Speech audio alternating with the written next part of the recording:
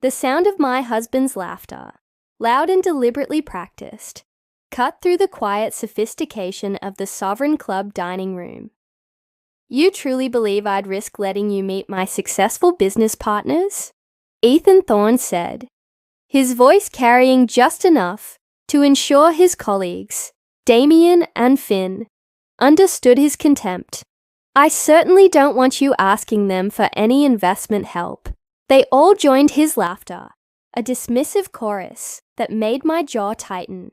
I was Ilara Vance Thorne, a 32-year-old digital illustrator, and I sat frozen, absorbing the public humiliation. The insult was a vicious response to Seraphina's innocent invitation for me to attend the executive retreat on Martha's Vineyard. Ethan's practiced, networking laugh sounded nothing like the man I married 4 years ago. Damien shifted uncomfortably in his leather chair, while Finn stared intently at his wine glass. And even the server retreated, recognizing a private degradation unfolding in a very public space. I looked around the room, all polished mahogany and dim lighting, recognizing this was Ethan's world now. I had been placed deliberately at the periphery, close enough to be technically included, but distant enough to be forgotten during the actual conversation. The black dress he had specifically requested I wear, a simple design from Nordstrom Rack, now felt like a costume for my role as the wife who didn't quite measure up. It was a subtle, cruel reminder that I shopped at stores with Rack in the name, while his colleagues wore designers whose names I couldn't pronounce. I found my voice, though it came out quieter than I intended. I manage branding and marketing strategy for independent authors and publishing houses, I told Seraphina, refusing to look at Ethan. Finn glanced up with a dismissive air. "How philanthropic of you," he murmured, making my profession sound like volunteer service rather than paid consulting, as if helping a women's shelter develop their fundraising materials was less valuable than moving money around investment portfolios. The conversation quickly shifted, and Ethan engaged immediately, the coldness vanishing as he launched into a story about a recent acquisition. This was the confident, successful version of him his colleagues knew, the version he never brought home anymore. I watched him perform and realized I was seeing someone I barely recognized. He had needed my emotional support through his father's death, my financial support when his second startup collapsed, and my unwavering belief that he would eventually find his footing. Now, having found his success, he treated me like a liability he tolerated, rather than a partner he valued. The cab ride home was silent. Ethan focused on his phone. I stood in the living room of my own apartment, surrounded by the furniture and art he had chosen, feeling the weight of 3 years settle over me. My reward for loyalty was being treated like a problem to be contained. A text message buzzed my phone, not from Ethan, but from his best friend, Liam Grant. "Are you awake? I need to tell you something critical. Can I call?" I stared at the screen, my heart beginning to race, sensing this was a crisis far beyond the dinner humiliation. What could Liam, the one person in Ethan's circle who treated my work with genuine respect, possibly need to tell me at this hour that couldn't wait until morning? The answer would shatter my reality far more than the humiliation tonight. My fingers trembled slightly as I typed back, "I'm awake. Call me." The phone rang twice before Liam Grant connected, and I could hear the distant hum of city traffic before he moved somewhere quieter. "Alara," he said, and the heavy weight in his voice told me everything. "I'm so sorry about tonight. Damien's assistant texted me what happened. A fresh wave of humiliation washed over me, knowing the story was already circulating through Ethan's professional network, like high school gossip. I appreciate you reaching out," I managed. "But Liam, what is it that couldn't wait until morning?" The silence was prolonged, and I could hear him wrestling with the betrayal of loyalty that clearly cost him more than I understood. I can't keep quiet anymore. He finally confessed. You need to know the truth. About Ethan. About what's really been going on. I set down the wine glass I had been holding and gripped the phone with both hands. What truth? I asked. He's been having an affair, he said, flat and direct, with Bryn Harper. She's a junior data analyst at his firm. It's been going on for at least 10 months, maybe longer. The words hit me, but I couldn't process them into reality. 10 months, while I had been supporting him, believing in our marriage, and shrinking myself to fit into his expanding world. He had been with someone else. How do you know? My voice sounded unnervingly calm, like I was asking about the weather. I saw them together 3 months ago, at a trendy spot in Williamsburg, Liam admitted, his voice carrying bitterness. They didn't see me. There was no mistaking what I was seeing, Alara. The way they looked at each other, the body language. He was holding her hand across the table. I tried to picture it. Ethan being charming and attentive in ways he hadn't been with me in months. Liam said he confronted Ethan the next day, who begged him not to tell me, swearing he would end the mistake. But he didn't end it, Liam continued. He's still seeing her, still lying to you. After tonight, watching him humiliate you, I realized I've been complicit by staying silent. There's more, Liam added, his voice dropping lower. And this part is honestly worse. Ethan's been telling everyone in his professional circle that you're financially dependent on him, that your illustration work is more of a hobby than a real career. The words felt like physical blows. He's been portraying himself as this successful guy who's supporting a wife who does not contribute anything. He was telling people I was an embarrassment, that I lacked sophistication, and had completely rewritten our marriage. In his version, he moved into my apartment to help me out, not the other way around. The entire foundation of my support had been systematically erased. The humiliation at dinner wasn't spontaneous. It was strategic, an attempt to reinforce his narrative before someone like Serafina could prove it was fiction. Have you ever realized a loved one was completely rewriting your shared history to benefit themselves? How did you react when the truth was finally exposed? Share your experience in the comments. The man I married was a ghost, replaced by a strategic liar. But the most critical revelation of the night was still to come, and it centered on the very home I thought he had taken from me. My mind was reeling, the shock quickly solidifying into a fierce, cold determination. The humiliation hadn't been an isolated incident.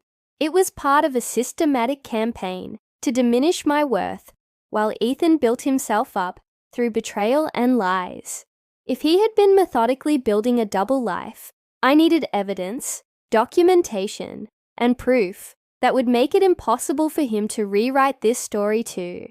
By 4 a.m., I realized the grief was transforming into something sharper, anger and determination. I started making a list of everything I knew, every late-night meeting, every unexplained weekend trip that suddenly made sense in a darker context. At 7 hours in the morning, I called my older sister, Jocelyn, Jade in the original script, a family law attorney. Her fierce competence and protective nature felt exactly like what I needed. She arrived 50 minutes later with her partner, Savannah, Simone in the original script, who specialized in digital forensics. The words tumbled out faster than I could organize them. The dinner, Ethan's public cruelty, Liam's call revealing the affair with Bryn Harper, and Ethan's systematic lies about my financial dependence and lack of sophistication. Jocelyn's expression grew harder with each detail. She had always been wary of Ethan, once noting that he had a way of making me feel grateful for basic respect. We're going to find everything, Jocelyn stated with absolute certainty. Every piece of evidence, every lie, And then we're going to make sure you're protected. Savannah immediately opened her laptop on the kitchen counter. We'll start with the obvious places. Shared accounts, cloud storage, any devices where he might have been careless with his digital footprint. I remembered the shared cloud storage account Ethan had asked me to set up a year ago, claiming he needed help organizing his business files and personal documents. He had handed me the login credentials, a stunning display of arrogance and overconfidence. I retrieved my laptop and logged in. Savannah quickly navigated past the legitimate-looking folders. Investment report. Client presentations. She explained that most people hiding something bury it under layers of legitimate content. She dug deep into a folder labeled Conference Materials and opened a subfolder simply titled Personal. My stomach tightened. Inside were hundreds of photos. The first image made the air leave my lungs. Ethan and Bryn, close together at a restaurant. Savannah scrolled. Photos at a rooftop bar. Hotel rooms with rumpled sheets. Weekend trips Ethan had claimed were solo business retreats. And a yacht party where his arm was around her waist. This wasn't a mistake. This was a fully documented long-term relationship. Then came the text message, screenshots, and expense receipts for jewelry and flower deliveries to an address in the West Village. In one exchange, Bryn asked if Ethan's roommate would be a problem for their upcoming trip. The evidence was overwhelming, proving the affair and the lies. But as Savannah meticulously downloaded the files, Jocelyn discovered a legal reality about the apartment that would shift the balance of power entirely. Savannah worked quickly, copying the incriminating files, the photos, the intimate text messages, the expense receipts, onto an external drive. We need to back all of this up in multiple locations, she instructed. This is your evidence, Alara. This proves the affair, proves the timeline, proves everything Liam told you. I asked quietly why he would save all of this evidence of his own betrayal. Arrogance, Jocelyn said flatly. He didn't think you would ever look. He didn't think you were capable of threatening him. He was so convinced of my dependency and his superior intelligence that he created his own archive of his crimes. While Savannah worked, Jocelyn focused on her own laptop. I'm looking at property records and lease agreements, she explained. I want to understand the legal situation with your apartment. I watched her, feeling strangely detached. The reality of my life crumbling around the normalcy of their efficiency. Less than 24 hours ago, I had been preparing for a dinner. Now, my sister and her partner were documenting the systematic betrayal of my marriage. Alara, Jocelyn said, and something in her voice commanded my attention. The apartment is solely in your name. I blinked, trying to process the simplicity of the statement. What do you mean? The lease, the deed, all the property records. Everything is in your name only, she repeated. Ethan moved into your apartment 3 years ago, and despite his subsequent success and all the money he spent renovating the place, he never got added to any legal documents. Jocelyn paused, letting the information sink in. Legally speaking, he's a guest in your home, an expensive, unfaithful guest who has overstayed his welcome. The implications were profound. The one thing I thought he had systematically conquered and reshaped, my home, my space, was still legally and unconditionally mine. So, I can ask him to leave? I finally whispered. You can revoke his hospitality anytime you choose. Jocelyn confirmed. He is not a tenant because he's never paid rent or been on a lease. He's not a co-owner because he's not on the deed. He's legally classified as a guest, and you can revoke that hospitality anytime you choose. For the first time since the dinner, I felt something other than pain and betrayal. I felt power, not vindictive, but solid. and real. Ethan had spent 3 years making me feel small, dependent, and grateful for his tolerance of my inadequacies. Yet, the entire foundation of his success, Showcase, existed only because I had allowed him into my space. I could take that permission back. The sense of power sustained me, but the exhaustion was brutal. As I stood swaying, Jocelyn firmly intervened. "You need to sleep. The evidence is secure. You need to take care of yourself now." I retreated to the bedroom and fell into a fitful sleep.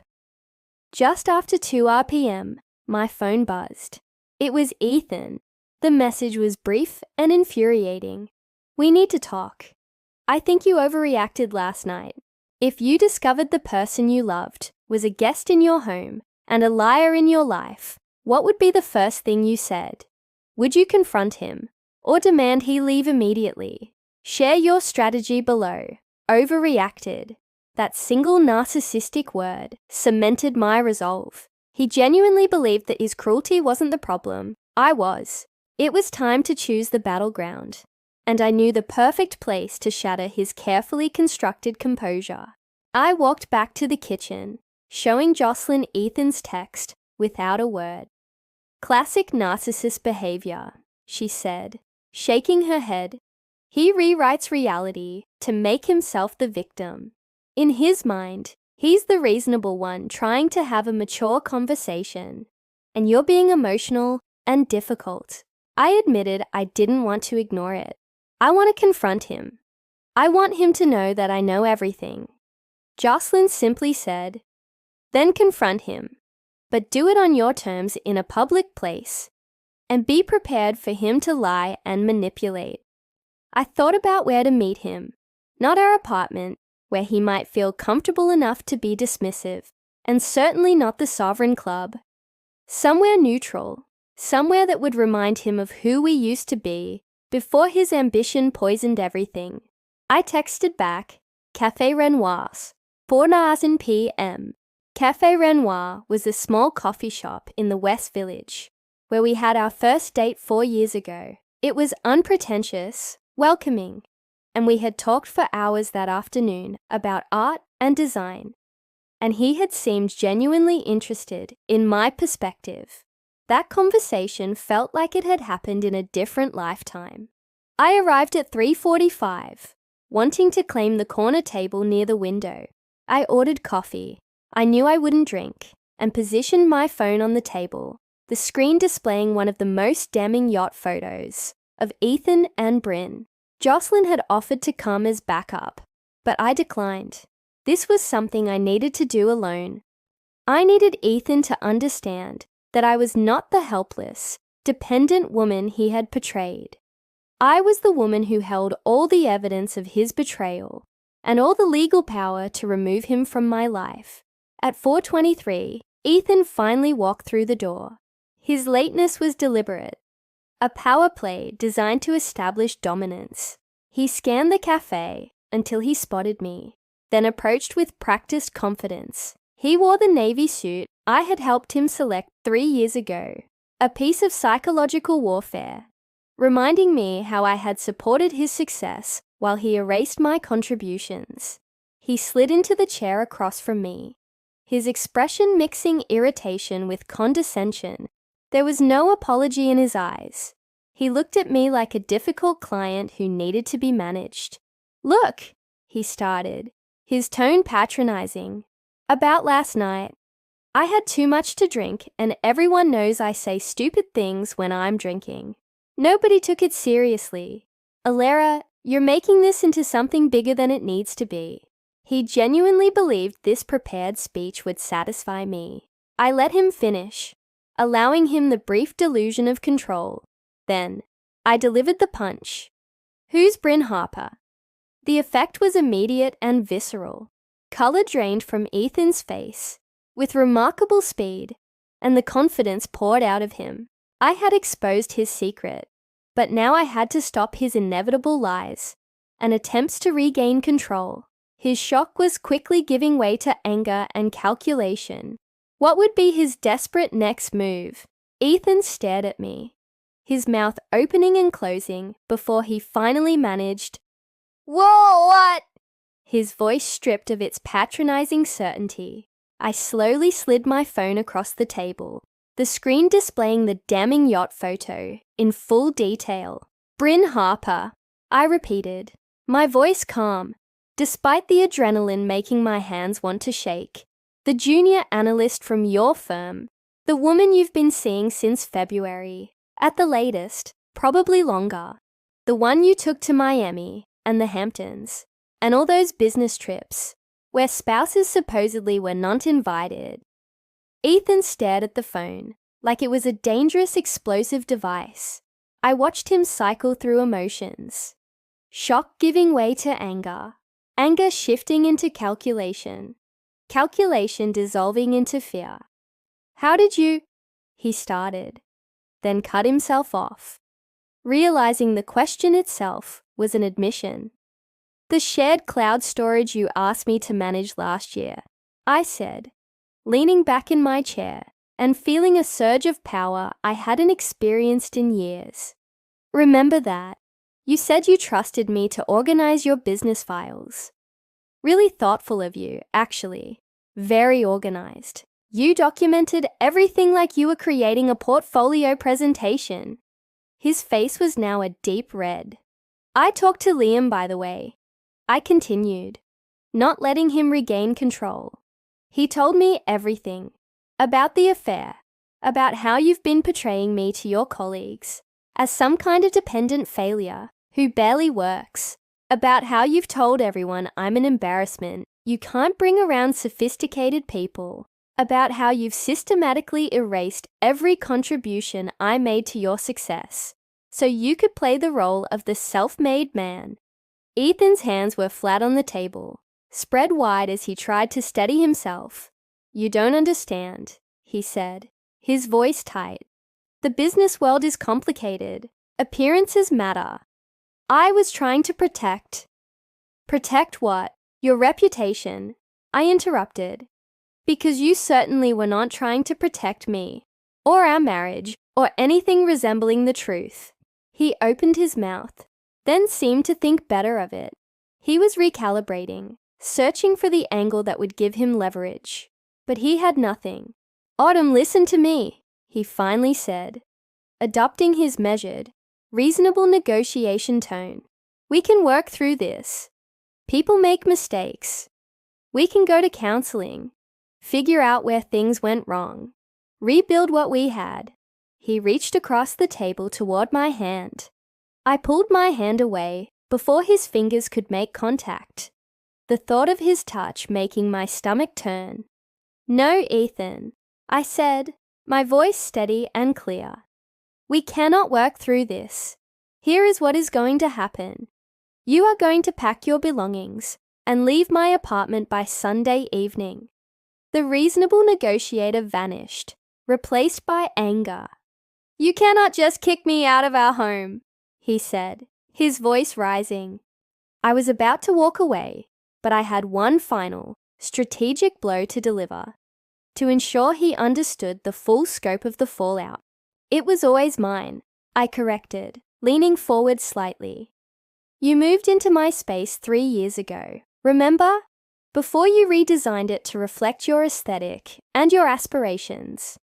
Before you replaced all my furniture and took down my posters. You did all of that without ever bothering to get your name on the lease or the deed," I continued. "You treated my home the same way you treated our marriage, like it was yours to reshape without my input or consent. But legally, Ethan, you have no claim to that apartment. You never have, and I want you out." He stared at me with an expression I had never seen before. Genuine shock, as if he had truly never considered the possibility that I might have power in this situation. "This is insane," he said, his voice tight. "You are being vindictive. You are trying to punish me instead of trying to save our marriage." "I am not trying to save something that was never real," I replied. "You have been lying to me for at least 8 months. You have been telling your colleagues that I am a dependent embarrassment while conducting an affair, and using company resources to fund it. There is nothing left to save here, Ethan. There is just the legal reality that the apartment is mine, and you need to leave it. He sat back in his chair, jaw working as he tried to control his anger. Where am I supposed to go? That is not my concern, I said simply. You have had 3 years of rent-free living to build up savings. You have a successful career and wealthy friends. I am confident you will figure something out. I stood up, gathering my bag and my phone. The incriminating photo still displayed on the screen. I had one more piece of information to deliver. One final move to ensure he understood how thoroughly his world was about to collapse. Oh, and Ethan, I paused beside the table. Bryn might want to know you are married. I hear transparency is important in professional relationships. The color drained from his face for the 3rd time. He finally processed that I was talking about exposing the lies he had told his mistress, the false narrative he had constructed where I was his assistant or roommate. You wouldn't, he said, but his voice lacked conviction. I have not decided yet, I said honestly, but you should probably prepare for the possibility. I walked out of Café Renoir while Ethan remained frozen at the table, finally understanding that he had no control over this situation anymore. What is the most powerful moment you've had when you realized you held all the leverage in a toxic situation? Share your story. I had drawn a clear line and given him a deadline to leave my home. I felt lighter, as if I had been carrying a great weight I had not fully recognized until I set it down. But the true end of this chapter required a shield. My phone rang as I reached the subway entrance. It was Liam Grant. Marcus texted me. I heard you confronted him. How are you holding up? I'm okay, I said, surprised it was true. Better than okay, actually. I told him he has until Sunday to move out. Liam's response was firm. Listen, I know this is going to sound like I'm taking sides, but I am taking sides. What Ethan did to you is unforgivable. If you need anything, I'm here. Actually, there is something, I said, emotion tightening my throat. Would you be willing to be at the apartment on Sunday? I do not want to be there alone with him when he is packing. I do not want him to try to manipulate the situation or make me feel guilty. Absolutely, Liam said without hesitation. I will be there. And Alara, if he asks me to advocate for him or help him convince you to change your mind, I am going to refuse. I asked Jocelyn and Savannah the same favor, and they agreed immediately. By the time I reached my apartment that evening, I had assembled a small team to ensure Ethan's departure was documented, legal, and free from the kind of emotional manipulation he excelled at. The apartment still held his furniture and art, but it felt less oppressive. These were just objects now, things that would soon be removed. I sent a brief email to my landlord, who quickly confirmed that since Ethan was never on the lease, I had the right to ask him to leave with reasonable notice. The next 3 days passed in a strange limbo. Ethan stayed away, sending text messages that ranged from angry accusations to pleading requests for more time, to cold logistical questions. I responded only to the logistics. He could take anything he purchased. He could not take anything that was mine before he moved in. It was not a negotiation. Sunday afternoon arrived quickly. I left the apartment at noon, not wanting to be present for the actual packing. Liam, Jocelyn, and Savannah would handle supervision, documenting everything and preventing any last-minute emotional appeals. Liam sent me updates throughout the afternoon. He arrived with Damien, packing clothes now, arguing about the furniture he bought. Savannah pointed out, he is fortunate you are not asking for compensation for 3 years of free housing. Found him attempting to access files on the shared laptop. At 6:15 p.m., My phone buzzed with the final message. He is gone. Left a note on the kitchen counter. We stayed until he was completely out. The apartment is yours again. I sat in the coffee shop, letting the information settle. For the first time in 3 years, my apartment was truly mine again. No more walking on eggshells. No more shrinking myself to fit into someone else's vision. I walked home slowly, savoring the cool evening. When I unlocked the door, the change was visible. Empty spaces and bare walls.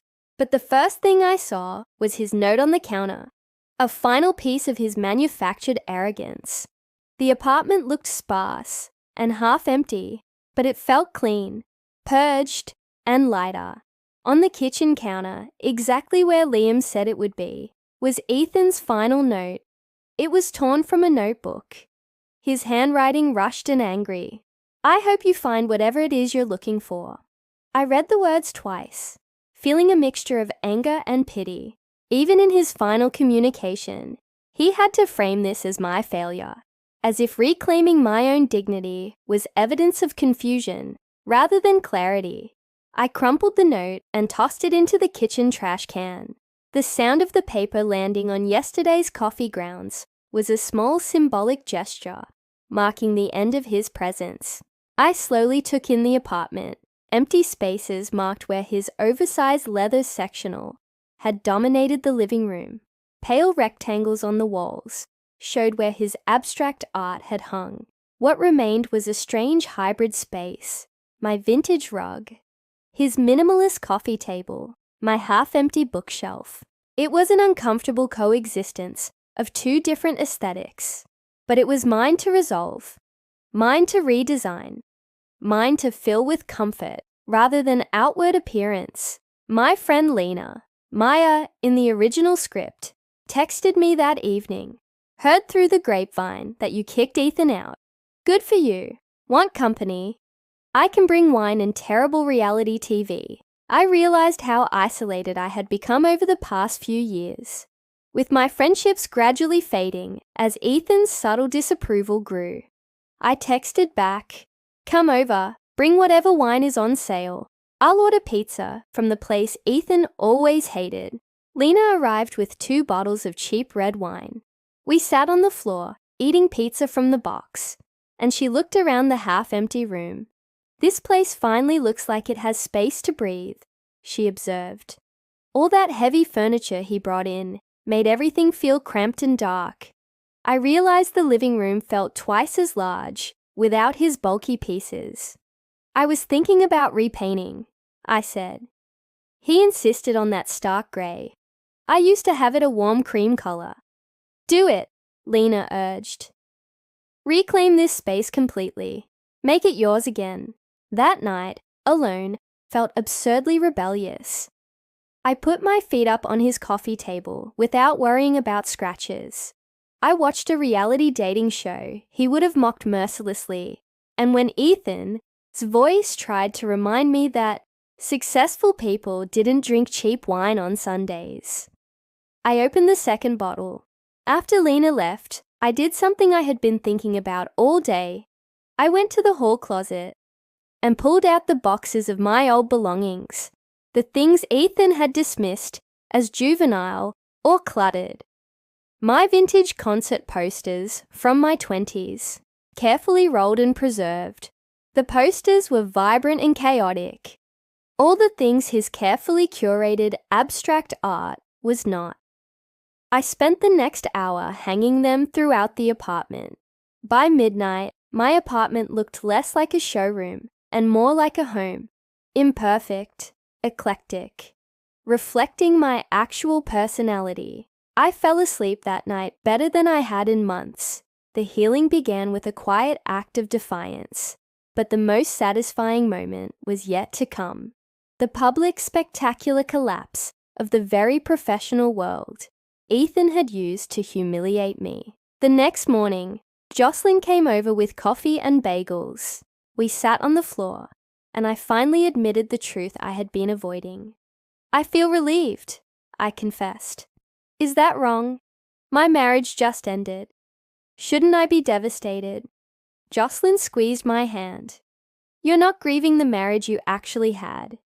You're grieving the marriage you thought you had. Once you realize those weren't the same thing, relief is a perfectly reasonable response.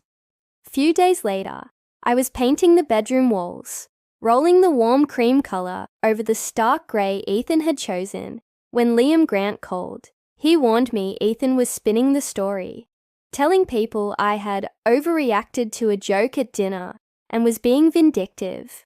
I laughed, surprising both of us. Let him spin whatever story he wants. I have 400 pieces of evidence that tell the truth. And honestly, Liam, I don't care what his colleagues think of me anymore. Then, the news I had secretly wanted.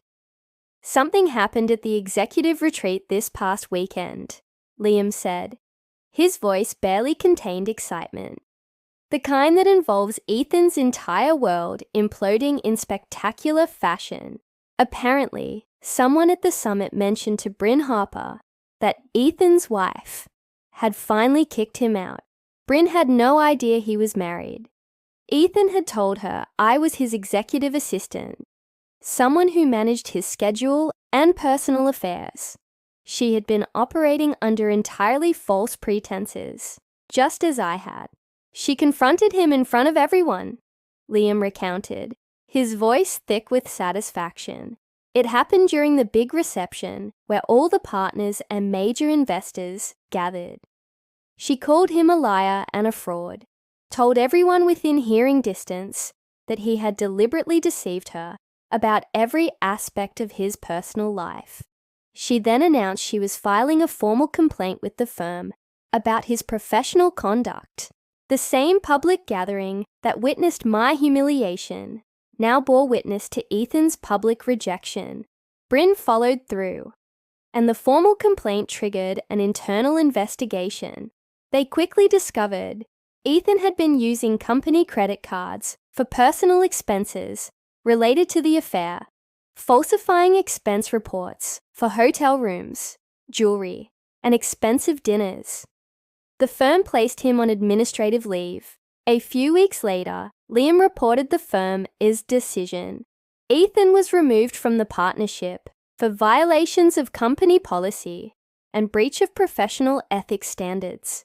His professional career, the entire foundation of his arrogance and deceit, had collapsed because he built it on lies. I didn't hate him or wish him continued suffering. I simply did not care. My revenge had never been about destroying him.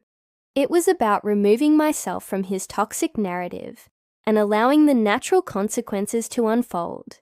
I had found something infinitely more valuable than wealth or status, peace in my own space, self-respect, and genuine connections with people like Liam and Lena, and a new connection with an architect named Julian Prasad. I had myself back. If this story of justice and self-discovery resonated with you, show your support by hitting that like button and subscribing for more stories about reclaiming your power.